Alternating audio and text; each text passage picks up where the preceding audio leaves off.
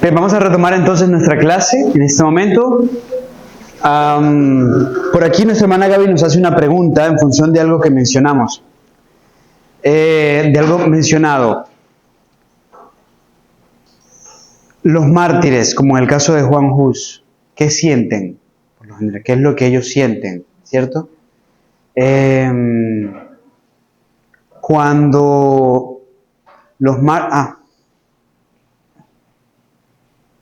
tengo justo una declaración que usé para el capítulo 2 de la serie Orígenes, que se estrena este sábado, por cierto. Así que ojalá lo puedan ver, hasta lo pueden ver juntos. Se estrena a las 4. Por cierto, muchachos, un aplauso para Elías, que por fin se suscribió. Un aplauso para él, muchachos. Muy bien, gracias Elías, gracias. Ok, bueno, justo es una cita que tengo y se menciona en este capítulo 2 que les comentaba. Pero se las voy a leer a ustedes aquí, lo tengo en el guión, segundo bloque.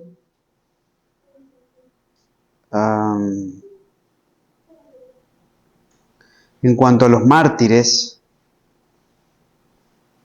ok, ya les voy a decir dónde está esto. Sí. Aquí está. Ok.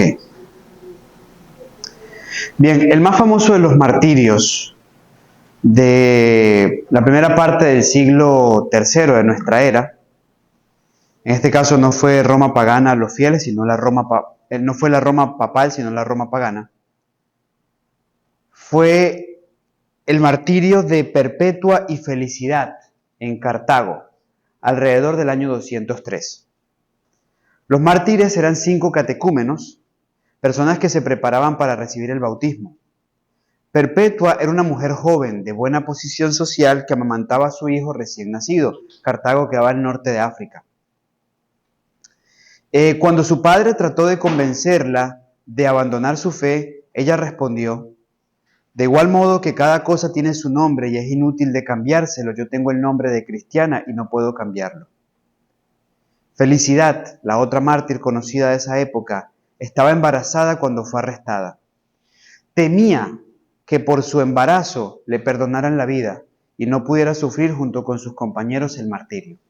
Otro nivel de fe. Cuando la veían quejarse de los dolores de parto, sus carceleros le preguntaban cómo esperaba tener valor para enfrentarse a las fieras. Felicidad respondió: ahora mis sufrimientos son solo míos, pero cuando tenga que enfrentarme a las bestias, habrá otro que vivirá en mí y sufrirá por mí, puesto que yo estaré sufriendo por él. Noten la conciencia que tenían estos mártires, que era algo que ya sabían ellos, seguramente por instrucción de los mismos apóstoles o demás, que el mártir no sufría porque el Espíritu de Dios los poseía. Ellen White llama esto espíritu del mártir. Es decir, porque era una victoria para el mundo que los mártires estuvieran llorando, gimiendo de dolor, avergonzados cuando las fieras se los estaban comiendo o cuando Nerón los estaba quemando, como antorchas, porque literalmente Nerón los usó de antorchas. Así que, ¿qué hacía Dios? Inhibía el dolor. Podemos decir clínicamente, cortaba la sinapsis del dolor. Las mismas expresiones que ellos dan, da evidencia de eso. Lo que pasa es que, yo voy a la cocina y por ahí estoy curioseando a ver qué están haciendo los muchachos que van a preparar o cualquier cosa. Y pongo la mano en la plancha. Y si no me doy cuenta que está caliente, inmediatamente, ¿me van a entender? Bien. Usted se imagina estar ahí atado al patíbulo y el fuego consumiéndome. O sea, humanamente, el dolor es insoportable, claro, indescriptible. Y de hecho, esas técnicas eran usadas precisamente para eso. O sea, para quebrar de tal forma que la impresión que se diera a todos los que estaban viendo era: terminó sufriendo. Castigo de Dios, ¿me hago comprender? Bien, el gran contraste y la razón por la cual mataban 20 y al día siguiente amanecían 40, mataban 40 y al día siguiente amanecían 80 convertidos, era que la sangre del mártir hacía germinar la semilla. ¿Por qué? No solo por su fidelidad, sino porque había un testimonio muy poderoso de algo sobrenatural que pasaba. Por eso es que finalmente deciden, mejor ahorquémoslos, porque si están ahorcados, pues la gente no sabe que en realidad no sufrieron porque hubo un espíritu especial en ellos, sino simplemente ya estaban muertos. ¿Sí me hago comprender? Bien, entonces eso se llama el espíritu del mártir. Y es impresionante cómo Felicidad aquí lo entiende. Y ella dice, no me da temor, porque yo sé que el Espíritu de Cristo estará en mí. Él sufrirá por mí, así como yo hoy he decidido sufrir por Él. ¿Dónde se puede leer esto? ¿Dónde está? Exactamente en el canal que te acabas de suscribir. Ahí vas a encontrar la historia de Felicidad y... ay, se me fue su nombre. De Felicidad y Perpetua. De Cartago, a principios del siglo III. Por supuesto, algunas otras historias. Ahora, ustedes pueden googlear historias de mártires cristianos de los primeros 3 siglos y les van a aparecer. Esta va a aparecer mucho, ¿no? ¿No está en el libro de Elena White? No, porque Elena White, ese es el capítulo 2 del conflicto de los siglos. Entonces, ¿qué pasa? Nosotros no hemos abordado el capítulo 1. El capítulo 1 es una precuela. Una precuela es como un capítulo previo a la historia que estamos contando, ¿cierto? Entonces, ese capítulo previo es el capítulo 1, pero para grabar ese capítulo hay que ir a Jerusalén. Nosotros aún no hemos ido a Jerusalén. Entonces, esa precuela no está hecha. Nosotros partimos desde el cristianismo en Roma, lo que Ellen White comienza a abordar en el capítulo 2 y el capítulo 3. Ahí ella habla de la fe de los mártires de aquel entonces, que se entregaron, que entregaron su vida. Es uno de esos capítulos el que termina con aquella frase, enciéndase la piedad primitiva y se encenderá las llamas de la persecución. Entonces, en ese contexto, no en el contexto de los que sufrieron bajo la Iglesia Católica, porque lo de la Iglesia Católica ya lo comienza a abordar en el capítulo 3. En el capítulo 2 está abordando los mártires y la fe de los fieles en el tiempo previo al desarrollo del sincretismo entre el paganismo y el cristianismo que trajo ese engendro, la Iglesia Católica. Entonces, en este contexto, justo estos capítulos abordan ese segmento. Y ella no entra en detalles ahí, en detalles de historias específicas. Lo aborda de forma muy general, porque ahí pudiera hablar de Policarpo, ahí podría hablar de Felicidad y Perpetua, ahí podría hablar de muchas cosas terribles que incluso crearon los cristianos en contra de crearon los romanos de la Roma pagana en contra de los cristianos. Por ejemplo, ¿saben ustedes? Los puestos de control, que los hablábamos estos días en cuanto a las avenidas del alma, fue una medida que tomó Roma para capturar a los cristianos. Claro, cuando Diocleciano fue el que encabezó las persecuciones más terribles quizás sobre los cristianos, porque fue en todas partes. Es la persecución de Apocalipsis 2 que habla de 10 días, o sea, fueron 10 años muy implacables. Diocleciano quería encontrar a los cristianos y sabían algo, los cristianos no van a ofrecer incienso al emperador. Entonces estableció un documento como el pasaporte, de ahí viene el pasaporte. Un documento como el pasaporte donde el que había ofrecido servicio al emperador, o sea, culto al emperador, recibía un sello, una marca, que le permitía viajar libremente por el imperio.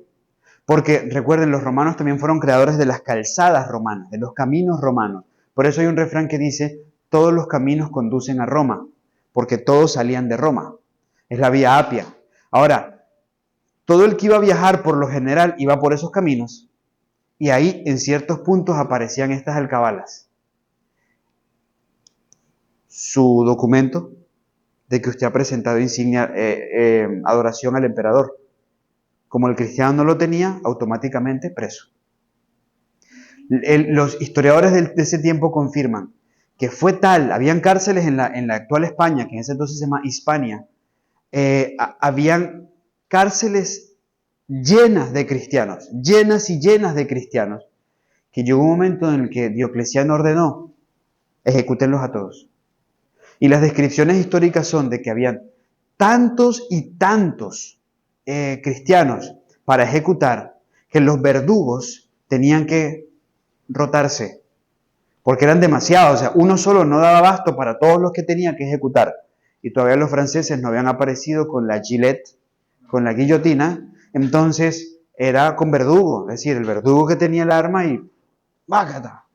Pero claro, se cansaban, y como se cansaban tenía que venir uno, y tenía que venir otro, y tenía que venir otro. Fue un tiempo de persecución muy terrible. Ella no entra en todos los detalles de esa historia.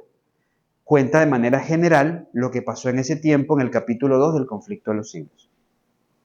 Bien, bueno, volvamos aquí, en el conflicto de la mente.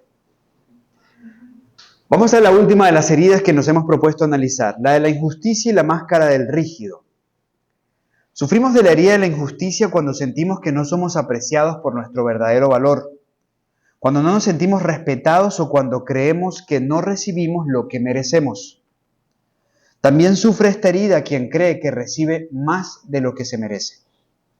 La herida se suele activar por lo general con el padre del mismo sexo si sentíamos que ese padre no expresaba sus sentimientos con nosotros, sufríamos una relación fría y superficial con él o con ella, lo cual nos limitaba a podernos expresar y sentirnos pues con una identidad propia.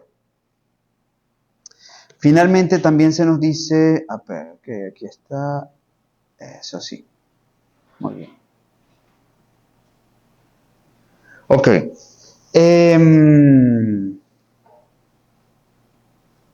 Si el padre del mismo sexo era además autoritario, ¿qué pasó aquí?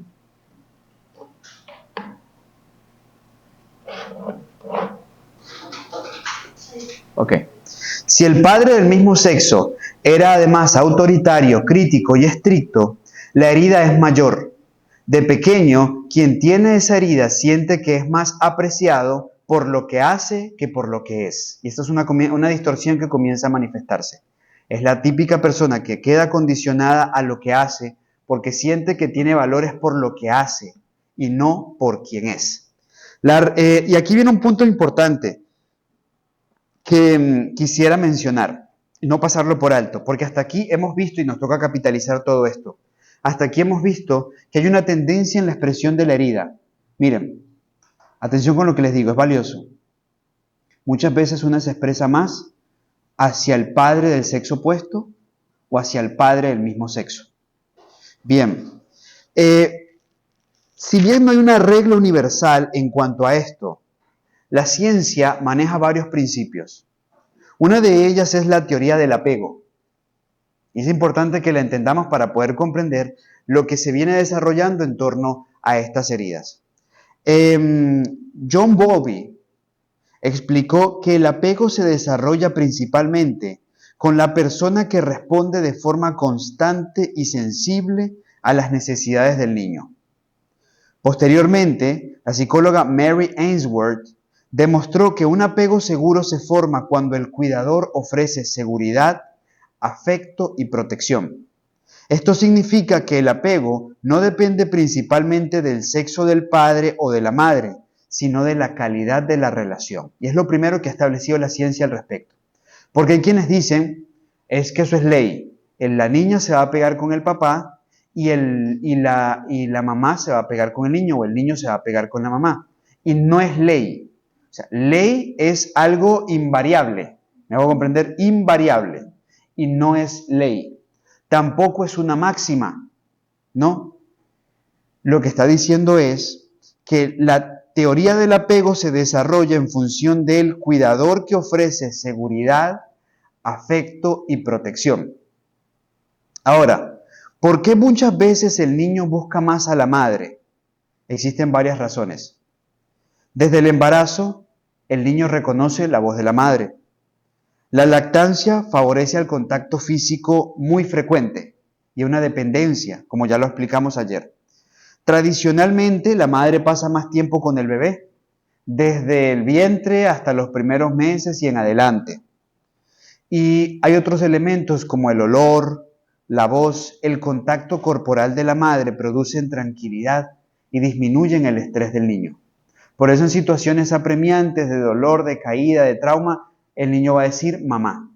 Y por eso usted, aunque está bien grandote y demás, de vez en cuando se siente mal, está dolorido y está en la cama, usted se acuerda de su mamá. ¿Pasa o no pasa así? Porque de entrada es evidencia de eso. Todo esto fortalece el vínculo inicial. Pero entonces preguntamos, ¿por qué muchas niñas parecen acercarse más al papá? La teoría del apego también lo desarrolla. La psicología del desarrollo ha observado que entre 3 y los 6 años muchos niños comienzan a identificarse con el progenitor del mismo sexo, mientras sienten una especial admiración y búsqueda de aprobación del progenitor del sexo opuesto. Años claves.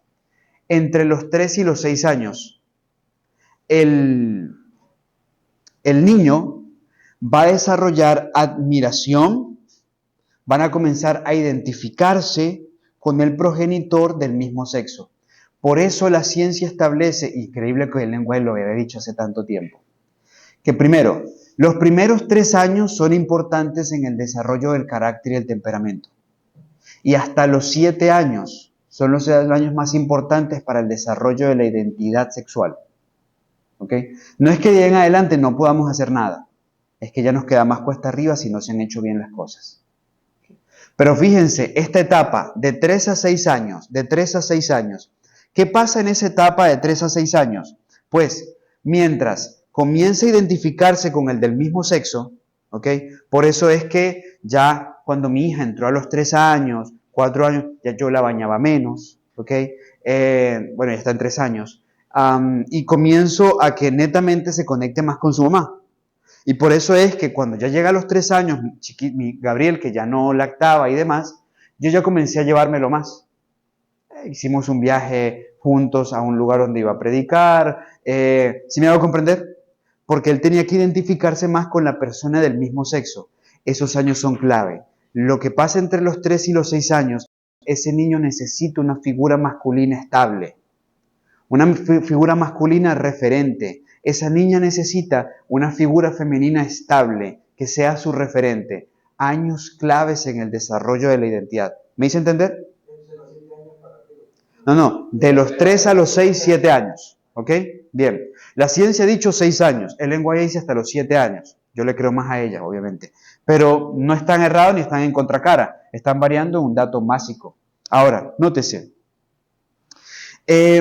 Mientras esos años también, ¿qué va a hacer? Van a desarrollar una especial admiración y búsqueda de aprobación del progenitor del sexo opuesto. Entonces, sienten admiración y buscan aprobación del sexo opuesto. Eso hace que en esos años esa dependencia hacia la madre sea más profunda del niño, aunque esté admirando y su modelo sea el padre. Y eso hace que haya una dependencia y una mayor búsqueda de la niña, que naturalmente será más afectiva hacia el padre. Y por eso la impresión de que él se conecta más con ella y ella se conecta más con él. ¿Me hago comprender? Bien. Ahora, esto no precisamente es así. O sea, no siempre ocurre así. No es una ley, como les decía.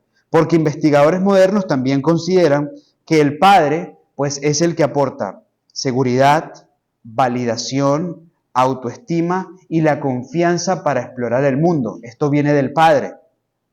Cuando el padre está emocionalmente disponible, muchas hijas desarrollan un fuerte vínculo con él. Eso no pasa con todo padre. Pasa con el padre que revela seguridad, validación, autoestima y que le da confianza a partir de la protección que le ofrece. ¿Me hago comprender? Por eso la niña se va a pegar al padre. Se va a pegar al padre porque es símbolo de esto. Además, esto responde a otro fenómeno que sí ya pasa en torno a papá y mamá. ¿Qué pasa en torno a papá y mamá? Pues lo siguiente. El niño para un padre es su fuerza, la prolongación de su apellido, es su referente porque es su varón, me hago comprender, quien al final va a terminar haciendo algunos trabajos con él, terminar haciendo fuerza con él, el primero que seguramente aprenderá a manejar y ya luego él me llevará, ¿sí me hago comprender? Todo eso se proyecta ahí, varón. Pero en el corazón de un padre o una niña es otra cosa. Es otra cosa. ¿Ok? Por eso es que Dios llama a su pueblo la niña de mis ojos. Él pudiera haberla llamado el niño de mis ojos, pero llama a su pueblo masculino, la niña de mis ojos, femenino. Por lo que esto implicaba también en la cultura hebrea. En la visión de la cultura hebrea, que no es árabe en ese contexto, aunque ambos son semitas, la cultura hebrea es protección a la mujer. Que protección a la mujer. Hay personas que han malinterpretado cosas como la dote y que piensan que la dote era una forma como el papá vendía a la hija, ¿sí? O sea, la estaba comprando y para nada, lejos de ser eso así. Eso se dice desde el desconocimiento cultural, desde el desconocimiento de la historia. Por ejemplo, resulta ser que Pedrito se fijó en María. Pedrito se fijó en María. Bien, y Pedrito tenía intenciones serias con María. Pedrito hablaba con su papá, con sus padres si los tenía, y los padres le daban el consejo y le decían, pues no está bien, hijo, vaya, vaya. Él podía hacer eso si no había un convenio previo, porque ¿saben qué sí convenio podía haber? Mira, Jorge, cuando tu hija crezca, tu hija se va a casar con mi hija, con mi hijo, ¿está bien? Entonces, mi hijo con tu hija, ¿están de acuerdo? Jorge puede decir, sí, están de acuerdo. Entonces, aquí como padres coordinábamos en que nuestros hijos iban a formar el mío para ella y ella para el mío. ¿Me hago entender? Sí, podía pasar. Pero ojo, no necesariamente tenía que ser así. Porque podía ser que en el camino, finalmente, cuando ellos tuvieran la capacidad de tomar decisiones, no estuvieran de acuerdo. Y si ellos no decidían, no se hacía. Aunque los padres lo habían pactado. Pero rara vez se rechazaba el consejo del padre. ¿Ok?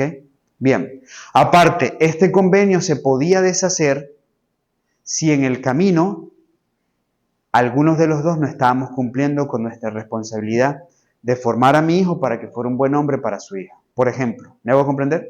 Bien. Jorge podía acercarse en determinado momento y decirme, Carlos, lo siento, yo no voy a guardar mi hija para tu hijo, porque es que tu hijo es una, perdóname, pero tu hijo anda en malos pasos, pues. ¿Sí me hago comprender? Bien. Pero de lo contrario, el chico podía enamorarse de una muchacha, si me interesa María, porque le interesa María. Cuando él iba a expresar sus intenciones serias por María, él tenía que llevar 3 cosas: un contrato esponsal, tenía que llevar un cuero que llevaba vino y un regalo. Así que cuando alguien llevaba esas 3 cosas por la calle, uno sabía, ¿a quién? ¿A quién? ¿Quién será? Y la gente comenzaba a seguirlo. El ser humano es averiguador desde el pecado. Así que, y mirando, ¿quién será? ¿Quién será? Entró a la casa de don Augusto. Miren, yo creo que será por María o por Carolina. Pues vamos a esperar. Estaba la gente. Y cuando todo terminaba allá adentro, no faltaba la vecina que se iba a acercar. Comadre, ¿cómo está? Yo vi que llegó Pedrito por aquí, ¿en qué andaba? Bueno, ¿sabe cómo es la gente? Bien, cuando Pedrito llegaba con esas 3 cosas a la casa, todos sabían a qué iba. Si era una, iba por ella. Si habían varias, vamos a ver por quién es. No era habitual que una hija menor se casara antes que una mayor. Labán en eso sí tenía razón, pero no era una regla. ¿Me hago comprender? Bien. Así que llegaba Pedrito a la casa, se veían las 3 cosas, todos sabían, el papá tenía que llegar, si habían hermanos mayores, si habían tíos, inmediatamente todos se presentaban. Porque el primer mensaje es, ella no es huérfana, ella no está sola, ella tiene quien le cuide. Y ese era un mensaje claro, de entrada. Bien, se sentaban, comenzaban a conversar, el papá le preguntaba a los tíos, Pedrito, ¿usted en qué anda? ¿Usted qué? Pues, no, pues yo vengo aquí por María, Señor, porque yo estoy interesado en ella. Y puede que se pusiera romántico, es que sus ojos, es que ella es tan hermosa, es que cualquier cosa, en fin. Pero el papá no comía cuento, él era muy objetivo. ¿Usted qué hace?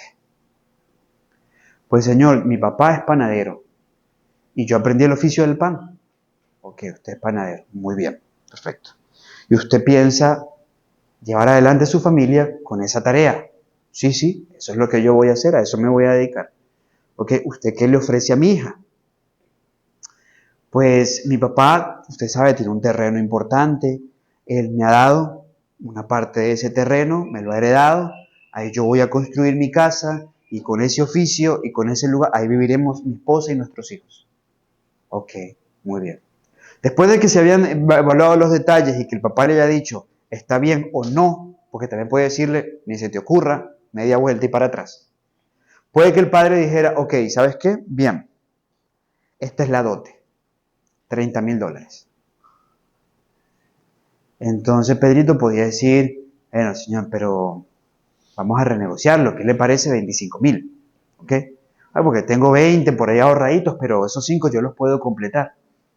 Papá podía decir sí o no, pero se establecía la dote. Si él no tenía dinero, él podía pedirle años de servicio. ¿Sí? Podía pedirle años de servicio. O podía pedirle otras cosas. Bien. Pero todo era con un propósito. No era que el papá se estaba enriqueciendo con la hija, aunque no faltaba papá perverso como Labán, que no era hebreo.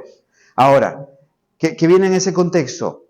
La dote. La dote era requerida porque si el día de mañana, ese hombre se iba con otra mujer, o iba a la guerra, como eran frecuentes, y moría en la guerra, su hija iba a quedar viuda, quizás con hijos y sin esposo. Y eso era una gran desgracia. Porque en la cultura hebrea la virginidad era muy apreciada, muy apreciada. Entonces ella ya no lo era, ya se había casado, pero era viuda. Entonces, ¿qué hacía el padre? Hija, estos son los $30,000 de tu dote. Rehaga su vida. ¿Me va a comprender? Que si él se iba con otra. Hija, aquí está su dote. Rehaga su vida. Era un seguro por la hija. Era un seguro para la hija. Por eso es que, ¿se acuerdan en la historia de Jacob? Que cuando Jacob le dice a Lea y a Raquel, nos vamos, vámonos y demás, pero tenemos que hacerlo escondido de su padre. ¿Se acuerdan de qué se quejan ella? Pues sí, al final ni nuestra dote nos ha dado. Y no nos las va a dar. Claro, porque la dote no era para el padre, la dote era para ellas. Ahora bien, eso es una medida de protección. Todo lo demás que se hacía para no dejarla inconclusa y no generarles traumas, ¿qué pasaba? Pues si llegaban a acuerdo, ahí por primera vez venía la chica. Y entonces el padre le decía, hija, aquí está Pedrito, él está interesado en ti, esta ha sido la dote pactada, y bueno, queremos saber cuál es tu respuesta. Tus tíos, tus hermanos y yo lo vemos bien. Ella podía decir sí, o podía decir no estoy interesada. Se le iba a respetar. ¿Me hago comprender? ¿Sí? Aunque rara vez desconocía el consejo de su padre. ¿Ok? Porque confiaba profundamente en una figura que no estaba viendo si era manco, que no estaba viendo si un ojo lo tenía más chiquito, que no estaba viendo si las orejas eran más paradas. No, él estaba evaluándolo objetivamente. ¿Usted qué le va a dar a mi hija? ¿Ok? Él lo evaluaba objetivamente. Bien, muy protector. Muy protector. La cultura bíblica era profundamente protectora en ese sentido, por eso se entiende el amor de Dios por su pueblo cuando dice la niña de mis ojos, por lo que despierta una niña en el corazón de un padre. Cuando mi hija fue a nacer y sabíamos que era una niña y nosotros lo habíamos pedido a Dios así, un niño primero, una niña después, yo le había pedido a Dios eso, mi esposa también, porque queríamos que el niño fuera protector para ella. Y Dios es hasta considerado. Yo le pedí a Dios que mis hijos no tuvieran mi color de piel. Porque yo de niño yo nací alérgico al mundo. A mí no me podía picar una cosa porque se manifestaba algo. Cualquier cosa sensible. Y uno sabe que mientras más clara la piel es más fina, menos resistente a muchas cosas. Bien. Así que yo decía, Señor, yo quiero que mis hijos tengan el test más de la mamá. Bueno, como tenemos un buen tiempo en Ecuador, ellos fueron a la playa, están más allá de la mamá. Pero en líneas generales, hasta eso Dios nos los dio. Hasta eso Dios nos los dio. Bueno, Ahora, cuando ella fue a nacer, a mí me dijeron, viene en camino quien lo va a controlar a usted. ¿Yo qué va a hacer? No puede ser. Lo que no logró su esposa ni su hijo lo va a hacer ella. Usted va a ver. Miren, parece mentira, pero es verdad. Es verdad. ¿Qué niña esa para controlarlo a uno? Pero no porque es su temperamento, sino por mi debilidad. Y lo estoy diciendo ahora porque ya no está, aunque yo creo que se ha ido dando cuenta que soy débil con ella. Entonces, menos mal que tengo a mi esposa que me equilibra y ella pasa más tiempo con mi esposa. Pero ¿qué ocurre en ese sentido? No es que uno no ame al varón, es que hay un instinto natural que se despierta en un varón en torno a una niña. Es un instinto de protección, es un instinto de seguridad, es un instinto de cuidado, mucho más tierno que el del niño, no porque al niño no lo quieras proteger, es porque es tu niño, ensúciese. Le pegó, vuélvale a pegar. ¿Sí me va a comprender? O sea, claro, es el niño, lo tienes para eso, o sea, básicamente es parte de la concepción que uno tiene en ese sentido, en su visión entre uno y otro. Así que, como claro, la mamá es más cuidadosa con su niño, porque es niño, es lo contrario, es lo que ella no es. Y la mamá tiene la visión de una niña, así como yo he cosido, así como yo he lavado, así como yo he tejido, así como yo, usted también. ¿Me va a comprender? Entonces, aquí hay un factor importante en torno a la percepción que tiene la madre sobre el niño y el padre sobre la niña. Y por eso, entre esos años, entre los 3 y los 6 años, ella se vuelca hacia él y él se vuelca hacia ella. En ese contexto, aunque en un hogar estable, ella tiene su clara referencia, es la madre. Y él tiene su clara referencia, ¿quién es? Es el padre. Ella tiene que participar en las actividades que hace la madre y él tiene que participar en las actividades que hace el padre, porque es su modelo y quien le va a ayudar a desarrollar las características correctas de la masculinidad. ¿Me hago comprender? Pero ¿por qué lo quería presentar? Porque es que si se dan cuenta hasta aquí, venimos refiriendo varias veces la herida y cómo repercute hacia el padre del sexo opuesto o del mismo sexo. Claro, todo parte de estas premisas que venimos estableciendo y que la ciencia misma la establece. Hay un factor que no podemos ignorar, la influencia de las hormonas, porque también existen diferencias biológicas. La oxitocina, que es la llamada la hormona del vínculo, aumenta durante el embarazo, el parto y la lactancia, fortaleciendo el apego madre-hijo. En los padres también aumenta la oxitocina cuando participan activamente en el cuidado de sus hijos. Incluso disminuyen ligeramente los niveles de testosterona en muchos hombres que ejercen una paternidad cercana, favoreciendo conductas de cuidado y protección. Eso también pasa. En un padre que está siendo un padre, puede ser que en su niñez, en su juventud, haya sido brusco, haya sido arisco, o sea, cualquiera de estas cosas, pero como está participando del cuidado de algo frágil en ese contexto, su nivel de testosterona va disminuyendo. ¿Me hago comprender? Se hace mucho más cuidadoso. Es ese muchacho, es ese hombre, me ha pasado, que en la vida pensó vestirse de rosado, pero como anda con una niña, le toca cuidar, llevar un bolsito rosado, un gorrito rosado, porque la niña lo viste, le pide que la cargue y la lleve para un lado o para otro lugar. ¿Esto qué está haciendo? Esto viene como consecuencia de que la actividad a la que ha sido expuesto va regulando sus niveles de testosterona, algo incluso positivo para la salud masculina en el paso de los años, pero que te muestra un contraste.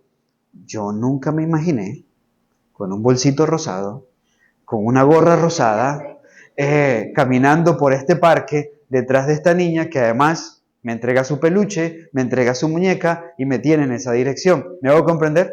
Bien, por eso también hablamos de la influencia hormonal en ese contexto. Ahora, la Biblia también tiene su perspectiva al respecto y hemos visto varias de ellas, pero volvamos aquí. Nótese, porque hablamos de eso. La herida se suele activar con el padre del mismo sexo en este contexto y ya van a ver por qué, entendiendo lo que ya les dije.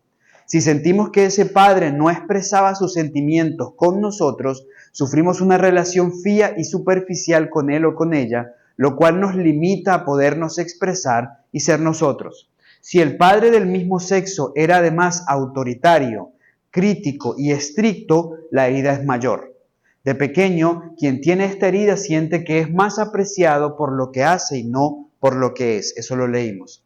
La reacción de la persona que sufre esta herida es disociarse de sus sentimientos. No olviden esa expresión, disociación. Disocia su conducta de lo que siente. Es disociarse de sus sentimientos, como forma de sentirse protegidos y no vulnerables. Para ese fin construyen la máscara de la rigidez. La rigidez aparece por una disociación.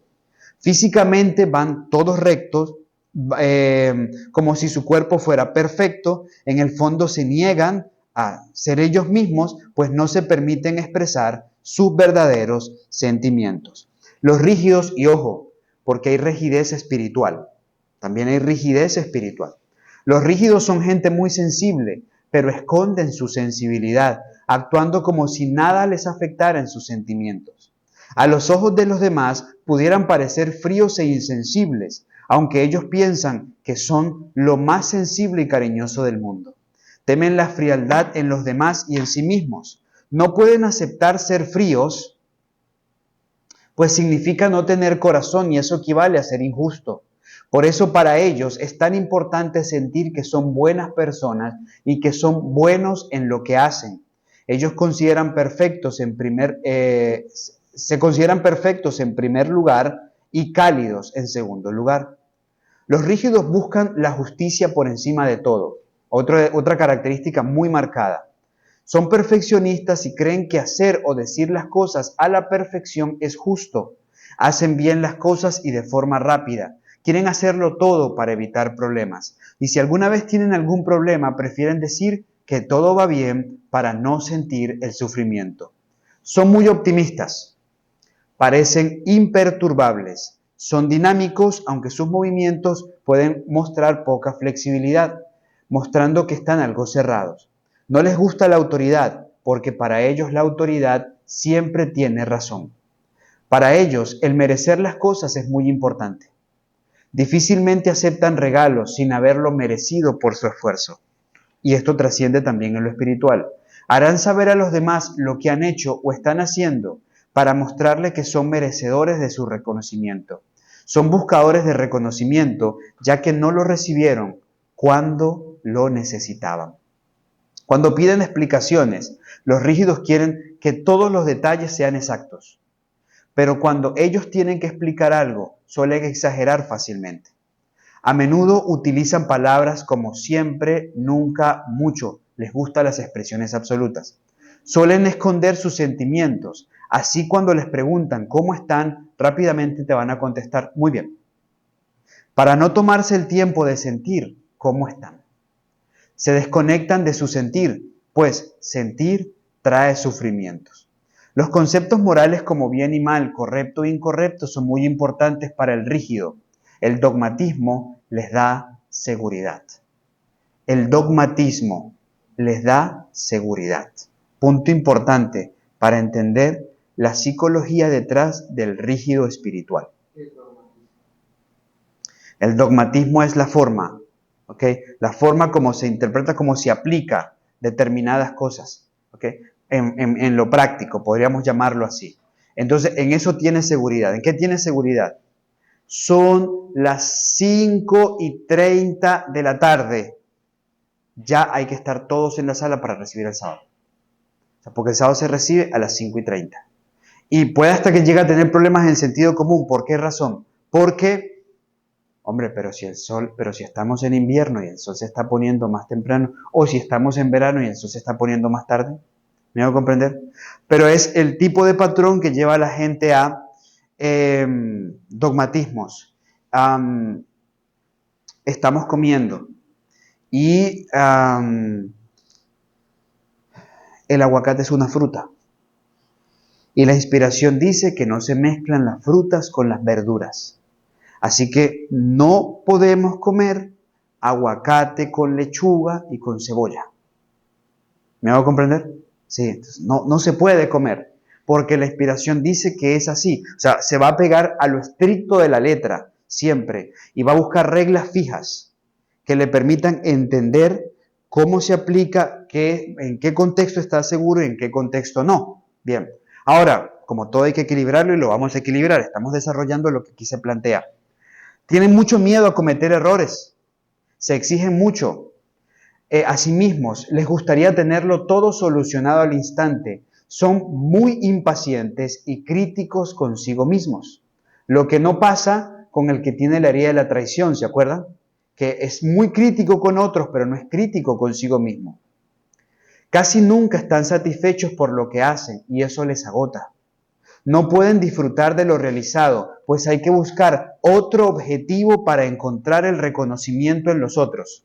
Es como tener sed y beber agua de mar. Por eso, sus cuerpos suelen ser delgados. Se comparan con los que se consideran que son más perfectos y esa mirada es injusta con ellos mismos y lo que hacen es una forma de rechazar su ser. Normalmente de pequeños se sintieron comparados con sus hermanos. Suelen tener problemas de visión porque es muy difícil para ellos ver que han tomado decisiones poco acertadas o que tienen una percepción mala de una situación. Prefieren no ver nada que sea imperfecto, pues así no sufren. Prefieren utilizar expresión como no lo veo del todo, no lo veo del todo claro. Se sienten culpables si no están haciendo nada mientras otro está trabajando. Lo viven como una injusticia. Para el rígido es difícil conocer y respetar sus propios límites. Se imponen obligaciones aunque no sean coherentes con sus necesidades. Si se permitieran sentir, escucharían más las mismas. Encuentran injusto tener más privilegios que los demás. Por eso, muchos se sabotean a recibir, otros se centran en la queja y otros creen que tienen que dar a los demás para poder ser justos. Son extremadamente perfeccionistas. Les gusta que todo esté en su sitio y ordenado. Su sistema nervioso está sobreexcitado porque esta autoexigencia, aunque parezcan personas tranquilas debido a su autocontrol, la emoción más común es el enfado, sobre todo hacia ellos mismos, por no alcanzar sus ideales de perfeccionismo, aunque no son muy conscientes del mismo y no saben gestionarlo adecuadamente. Bien, les cuesta expresar ternura. Si reconoces la herida, una de las formas más convenientes de empezar a enfrentarla es reconocer cuando uno es injusto con los demás y cuando es injusto con uno mismo. Si hay vergüenza, es señal de que no somos justos con nosotros ni con los demás. Bien, el niño que se siente rechazado quiere llegar a ser perfecto y piensa que tal y como es ahora no es digno de existir. Deciden entonces autocontrolarse, exigirse más para así no ser rechazados. Así crean la máscara de rigidez, se apartan de sus sentimientos para no sentir el dolor del rechazo. Una vez la herida está sanada, detrás de esa máscara de retraimiento se encuentran personas dotados para lo creativo, muy dinámicos y positivos, algo importante, capaces de simplificar y explicar claramente y también de enseñar, sensibles y conocedores de lo que otros sienten, saben encontrar la persona adecuada para hacer trabajos específicos y pueden manejar situaciones muy difíciles. La herida se produce sobre los 4 o 6 años de edad en adelante cuando desarrolla el área del cerebro que le permite percibir situaciones que le llevan a desarrollar esta herida. Muy bien, ya luego vamos a entrar de lleno en la parte de la sanación de las heridas. Veamos la perspectiva bíblica de esto. Varias cosas importantes para analizar y que por ende necesitamos equilibrar. Y con ello vamos a ir cerrando. Nótese, primero, la persona que tiene esta herida es perfeccionista. Es muy perfeccionista, ¿ok? Siente que tiene que estar haciendo cosas. Siente que tiene que estar haciendo cosas una y otra vez. ¿Por qué razón? Porque como lo vimos con una herida pasada en este contexto, yo valgo en función de lo que haga. O sea, mi valor está enfocado profundamente en lo que yo hago. Porque además, tengo un alto sentido de meritocracia. Yo tengo que merecerme las cosas. Y eso uno diría, ¿es del todo malo? ¿Es malo querer hacer las cosas bien? ¿Es malo querer ser ordenado? No. ¿Es malo trabajar y esforzarnos para ganarnos las cosas? No. Miren, yo a mi chiquito Gabriel lo educo en ese sentido. Hay cosas que él quiere y yo le tengo tareas específicas que tienen su valor. Fuera de lo que él tiene que aportar naturalmente en el hogar, porque, bueno, no todo es bajo esa premisa. Hay cosas que él hace, limpiar plantas, el huerto y demás, a lo que yo le pongo su valor. Y él invierte su tiempo en eso para él también fomentar el buen hábito de ganarnos las cosas. Sí, y eso es positivo. Pero mira cómo el cielo lo equilibra. Y volvemos al tema de la justificación por la fe. Sanadora, equilibrante. ¿Ustedes son salvos mediante qué? Y la gracia es un regalo. La gracia es un gift, un don, un regalo. Bien, la gracia es un regalo. Usted no lo merece. Pero la gracia se recibe mediante otro regalo que se llama la fe.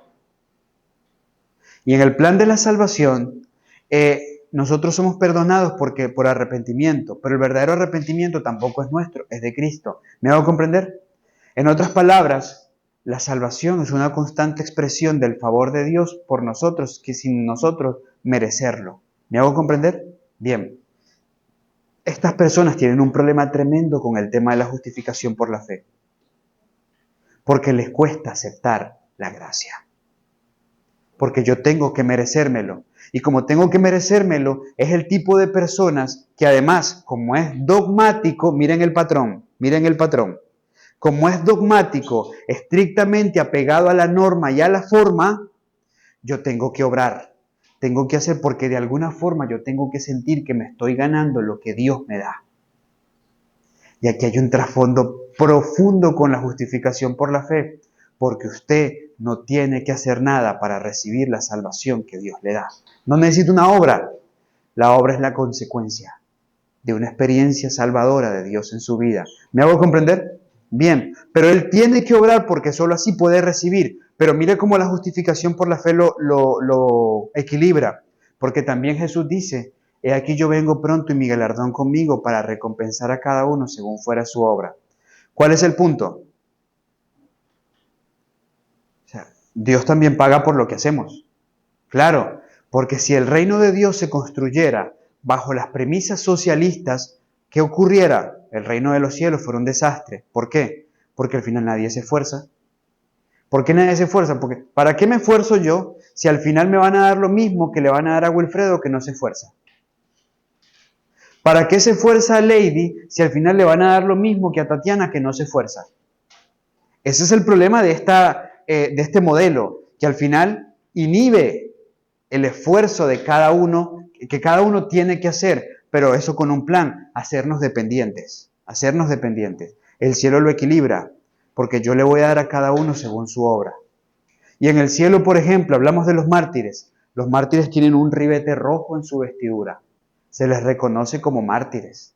Y en el cielo tendremos una corona que tendrá las estrellas por las almas en las cuales hemos incidido para su salvación, directa o indirectamente. ¿Ahí qué hay? Meritocracia. Por supuesto, al final, ¿qué haremos nosotros con nuestras coronas? ¿Se acuerdan? Porque al final entenderemos que aún lo que hicimos por las almas, que aún lo bueno que se desarrolló en nosotros fue como resultado de la obra de Dios en nuestro corazón, pero una obra a la cual respondimos, porque esa es la diferencia al final entre el que se salva y el que no.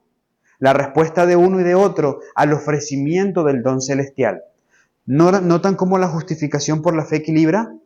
Bien, el que tiene esta herida, yo me lo tengo que ganar, y por eso se apega mucho a las formas, Es que es viviendo en el campo, es que es comiendo así, es que es dejando de comer esto, y cosas que no son malas en sí, porque en el contexto del tiempo de los fariseos, ¿era malo evitar los viajes en sábado? No era malo. Era bueno guardar el sábado. El problema es que en su experiencia está enfocada netamente en las formas. Y por eso es que abunda en las formas y siempre hará énfasis en las formas. 1260 pasos es lo que puedes dar en sábado. Tanta distancia es lo que puede dar en sábado. Y terminas incluso en actitudes, mira, es que si aquí se me cumplieron los pasos y son las 2 de la tarde del sábado, aquí me tengo que quedar.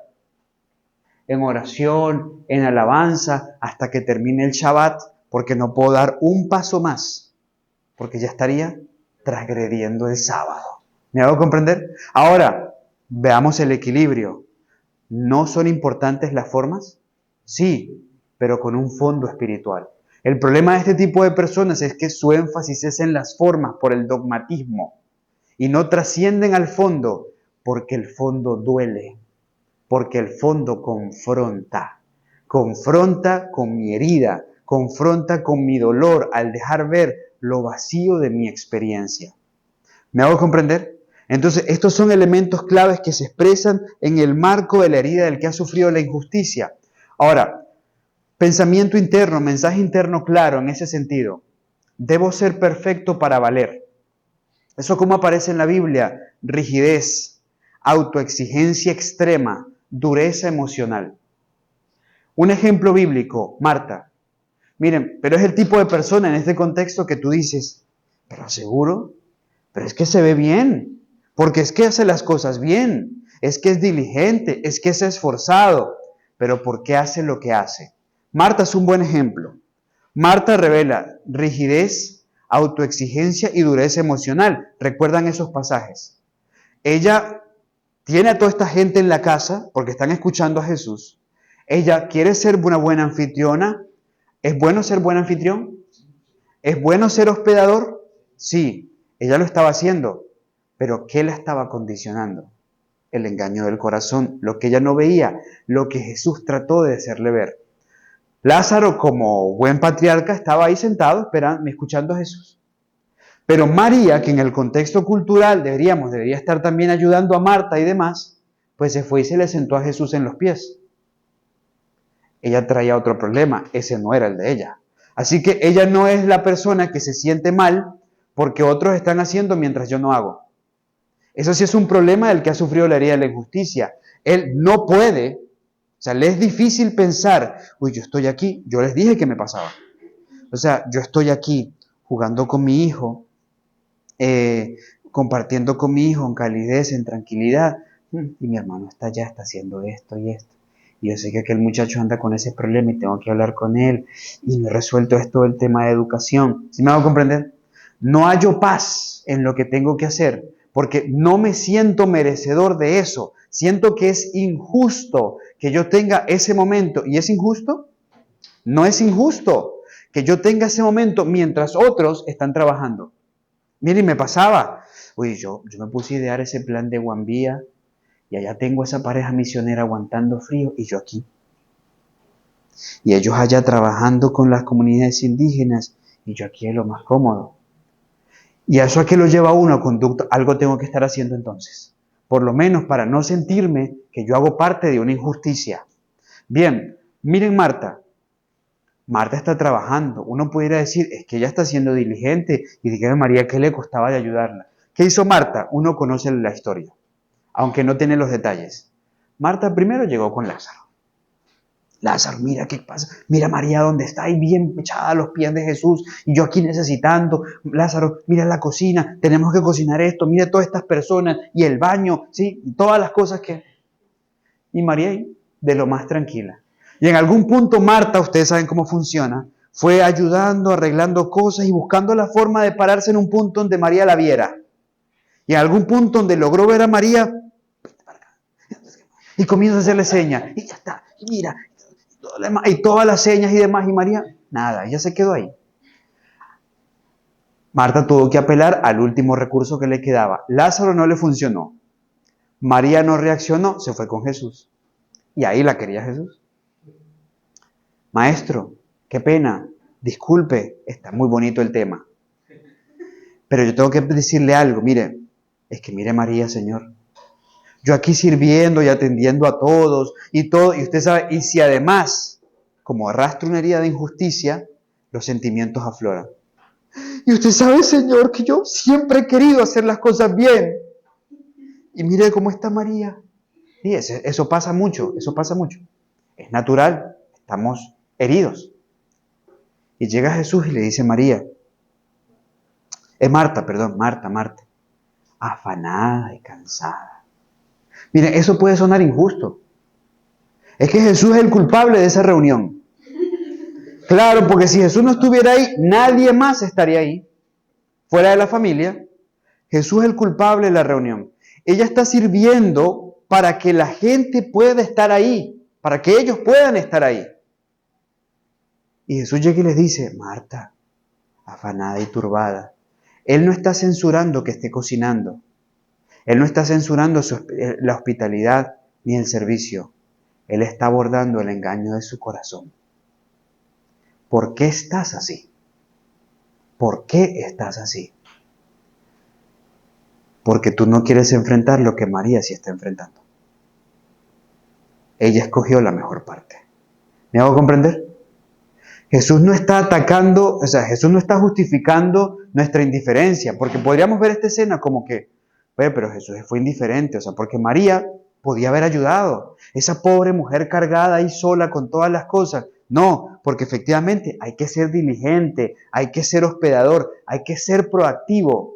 Jesús está confrontando el engaño del corazón de Marta, quien como hermana mayor de María sentía, que es típico engaño de hermano mayor, que su valor radica en el ejemplo a sus hermanos menores, que su valor radica en lo que hace y deja de hacer por el impacto que tienen sus hermanos menores. ¿Me hago comprender? Es el típico error que se desarrolla en ese contexto. Ahí está Marta. ¿Cómo Dios sana la injusticia? Enseñando que el valor no viene del rendimiento. Siéntate Marta. No te preocupes, no te afanes, siéntate. Tú no eres valiosa por lo que haces, tú eres valiosa porque te amo. Tú eres valiosa por quien eres, una hija de Dios. Redefine su concepción en torno a sí misma.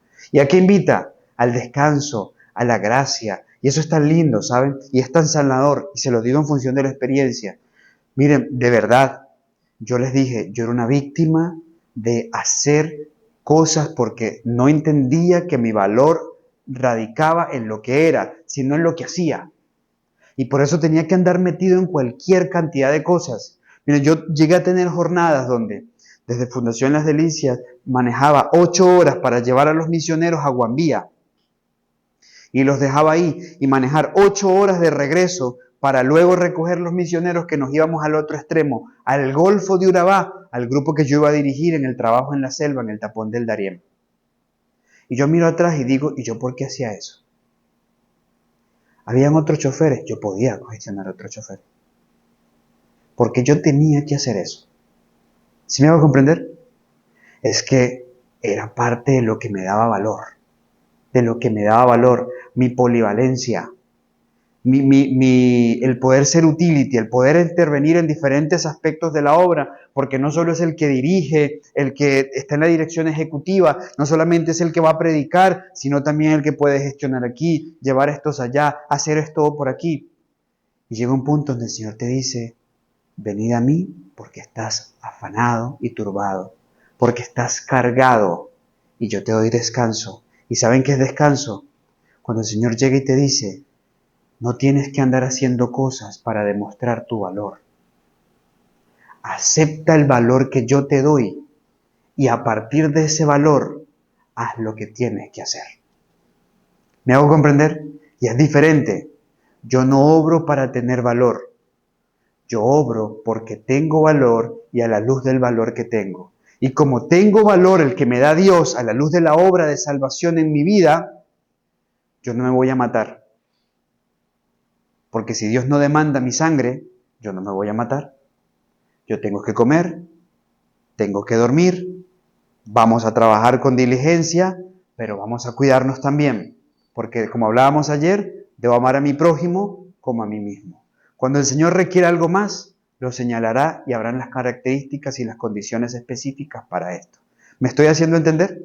Y esto es parte de lo que hay que abordar en ese sentido y por eso La herida de la injusticia es clave, una vez más, la visión de la gracia.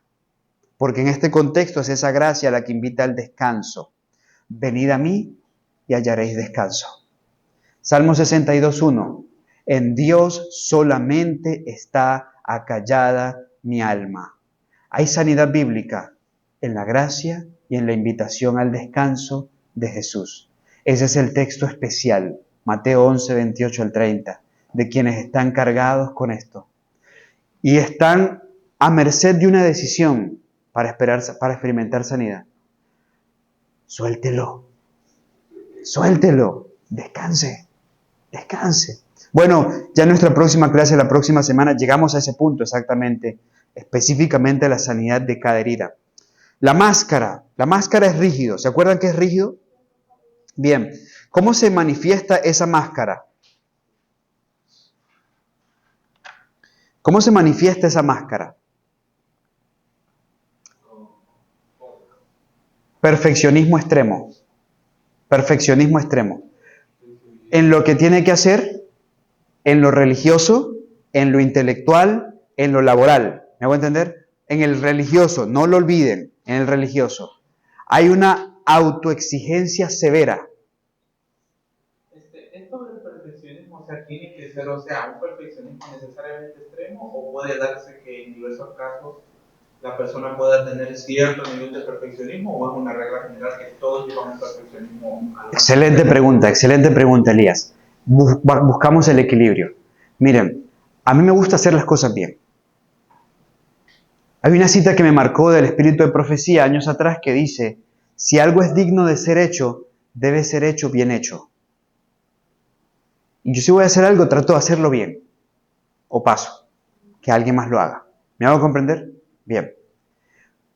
Y eso es bueno. Y uno que pueda hacer las cosas bien para Dios, entendiendo nuestra humanidad también. Pero sin permitir, ojo, esta expresión es clave, sin permitir que el perfeccionismo, que el deseo de hacer las cosas bien se convierta en un saboteador de nuestra paz. Porque aquí es donde hay un problema, cuando esto se convierte en un saboteador de nuestra paz.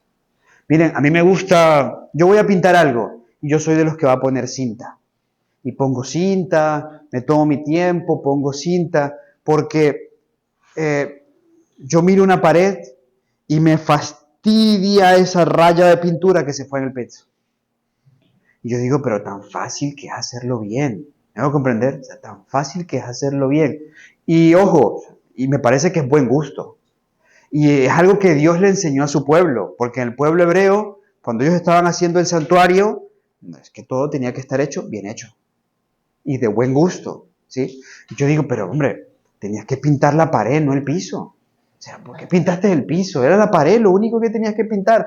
Mira, para eso se hace esto. Bueno, en fin. Porque me gustan las cosas bien hechas. Pero no se convierte en un saboteador de mi paz. ¿No?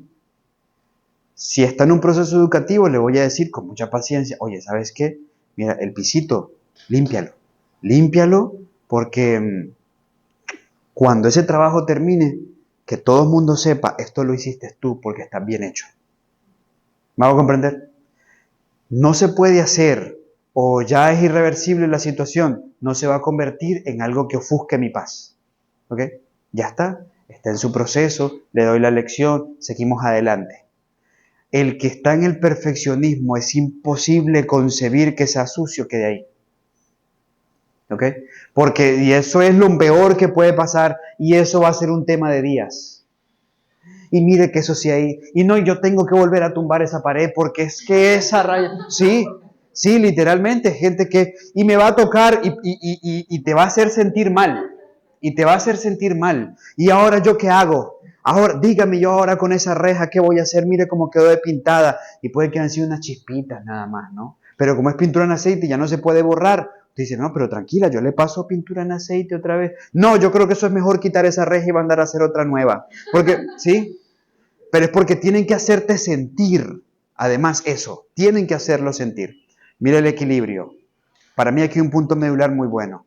¿Tenemos que hacer las cosas bien para Dios? Sí, hacer las cosas como para Dios y no como para los hombres.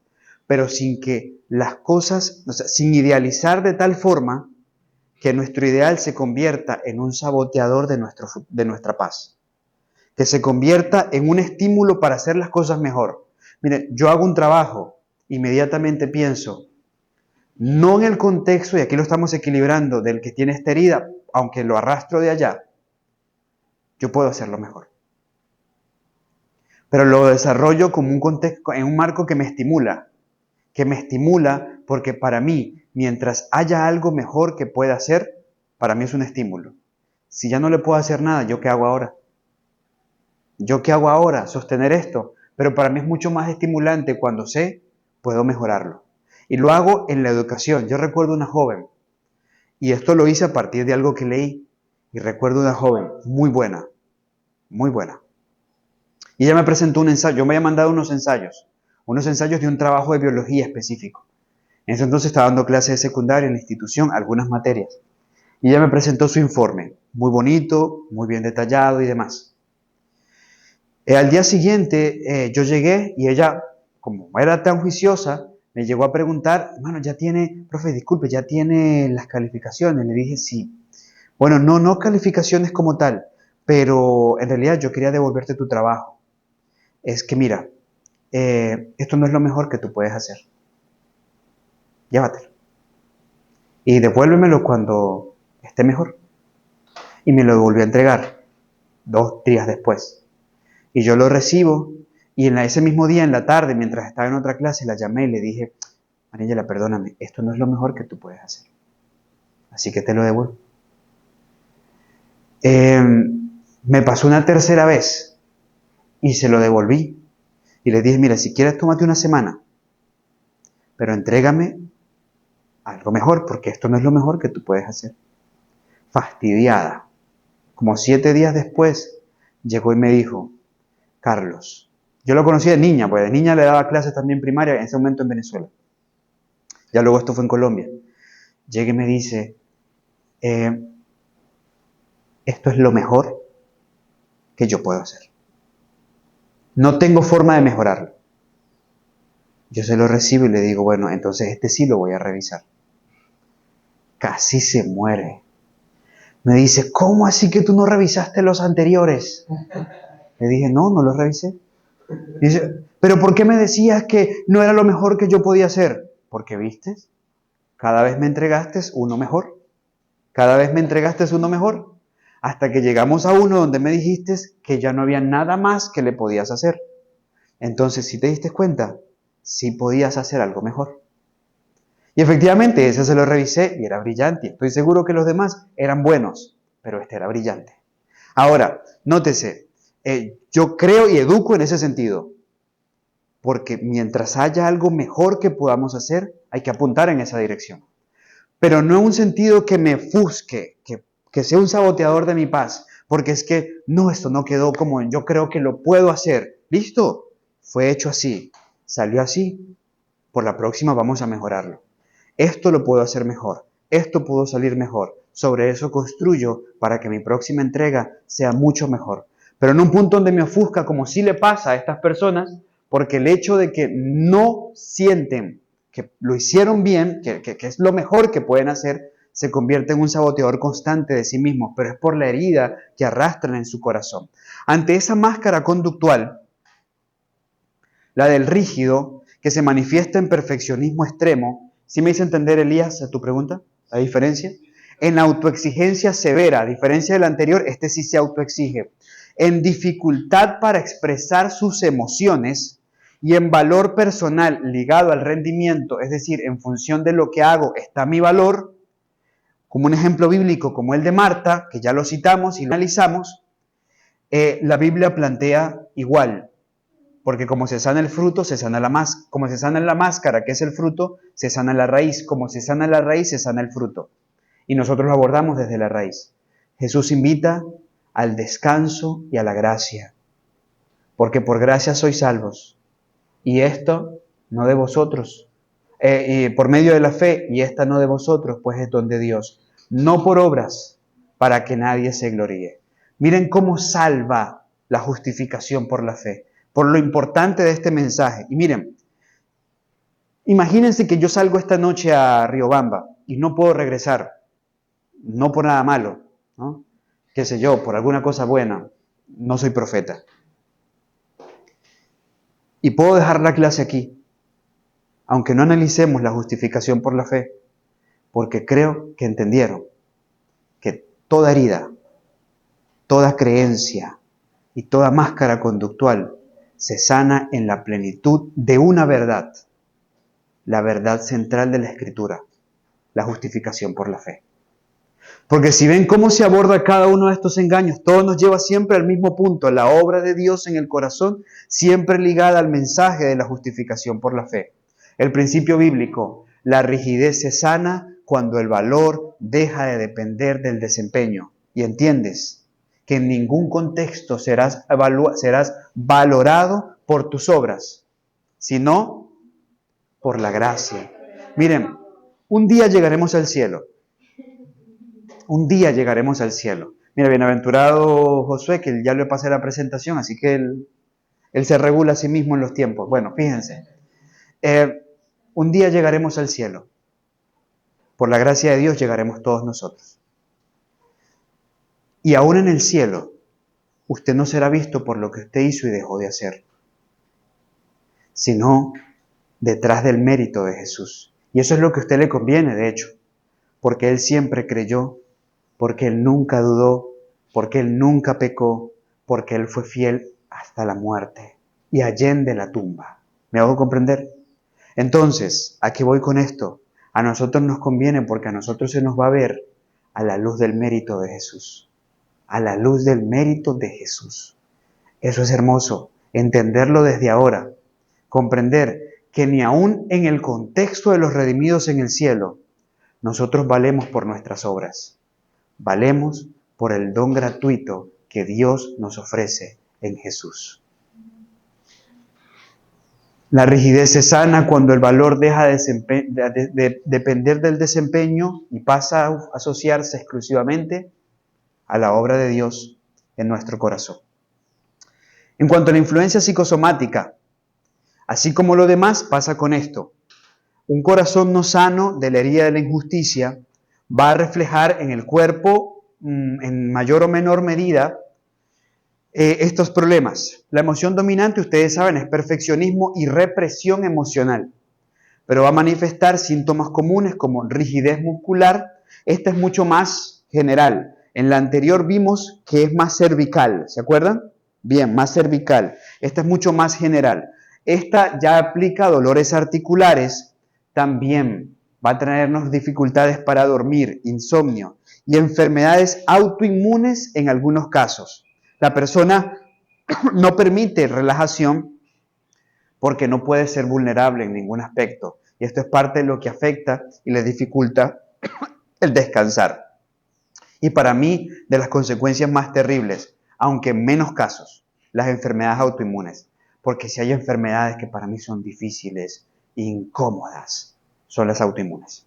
Entonces, y todo esto se desarrolla a partir de esta herida y toda la complejidad emocional que ella trae. Bien, chicos, Dios les bendiga. Seguiremos en esta clase, por supuesto, ya la próxima semana. ¿Cuál es la que me pedían? Esta. Ok.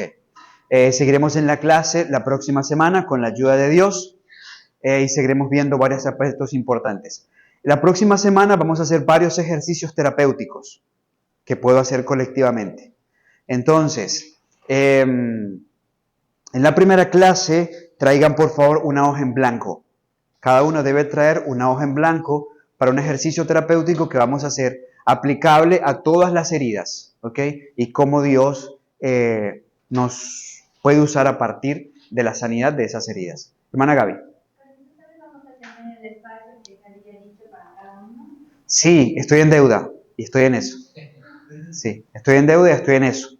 Que he tenido múltiples situaciones, porque como estoy en vísperas también de la gira de grabaciones y conferencias en Europa, he estado ahí lidiando un asunto de la visa para Inglaterra, organizando cosas del canal, la edición de las series, grabar voces en off, todo eso. De hecho, ahora salgo y aprovecho que todos se vienen para acá y se quedan almorzando y me encierro allá a grabar unas voces en off que tengo que hacer del tercer capítulo, que ya tengo que dejarlas grabadas, en fin. Entonces ando en eso, pero esa es la tarea y es lo que me he propuesto y con la ayuda de Dios así será. Bien. Claro.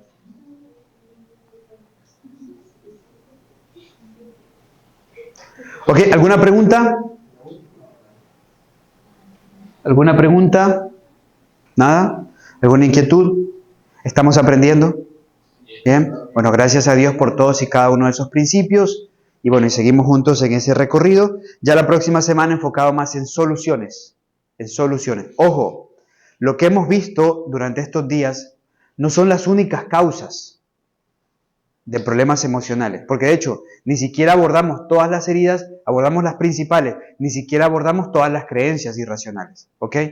Pero ¿qué sí marca lo que quiero hacer y lo que suelo hacer en pedagogía? Una base sobre la cual ustedes pueden seguir construyendo en principios. ¿Ok? Muy bien. Bueno, ya están terminando de apuntar eso, entonces nos disponemos para hacer una oración.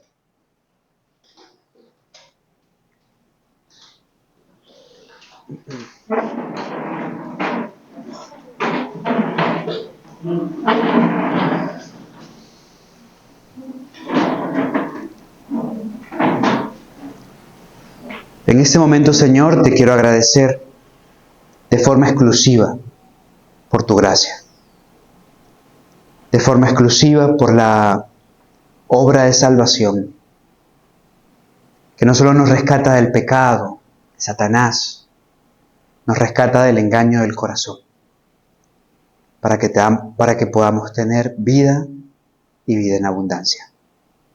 Gracias. En el nombre de Jesús.